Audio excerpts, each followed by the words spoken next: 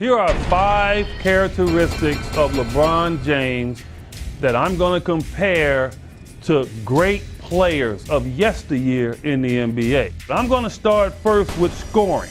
I'm going to go with a guy that a lot of us really don't pay attention to, and he was one of the greatest scorers in the history of the game, and that's Elgin Baylor. LeBron James reminds me of Elgin Baylor in terms of his size and his scoring and his strength, and how he can manipulate defenders on a consistent basis. Now let's talk about rebounding. George McGinnis. If you remember anything about George McGinnis, he was a round, tough guy, about 6'8", weighed about 240 pounds, ran the floor extremely well, but had finesse to his game, but knew how to go and get rebounds. So when I look at LeBron James, I think of a George McGinnis. Passing. Well, it's obvious. Magic Johnson is the guy that's going to jump out at you. Magic Johnson was the greatest passer for his size that I have ever seen. He could find everyone, and they called it Showtime.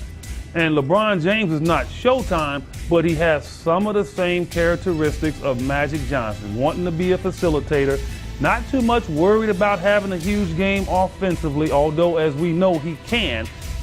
Defensively, I think LeBron is one of the best defenders in the league. He reminds me of a Scottie Pippen. Scottie Pippen could guard anyone in 5 positions.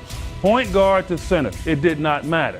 And so when you look at LeBron James, you take that same mindset. He can guard anyone 1 through 5. And we've seen it over the last 4 or 5 years when he has competed highly in the playoffs. Most notably, he'd go to point guard and try to defend Tony Parker and Derrick Rose over the years. So we know what LeBron can do, and he reminds me so much of one of the greatest defenders in the history of the game, Scottie Pippen.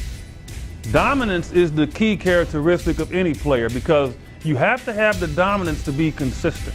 And when you look at LeBron James, you look at a Karl Malone. The only difference between Karl Malone and LeBron James, so to speak, is Karl couldn't dribble, okay? But that's basically what LeBron James is. He's a huge Karl Malone that can handle the ball and can play outside.